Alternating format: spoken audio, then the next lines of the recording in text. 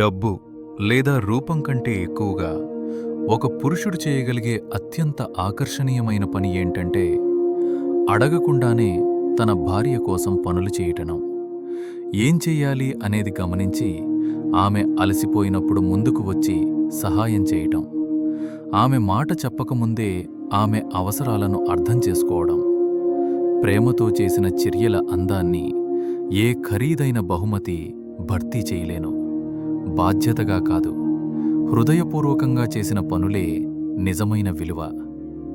6 pack శరీరమైనా, 6 figure ఆదాయమైనా భావోద్వేగ పరిపక్వతతో పోటీ పడలేవు. ఎందుకంటే ఒక మహిళకు భద్రతను కలిగించేది మీ దగ్గర ఏముందో కాదు, మీరు అడగకుండానే ఏమిస్తారో అది.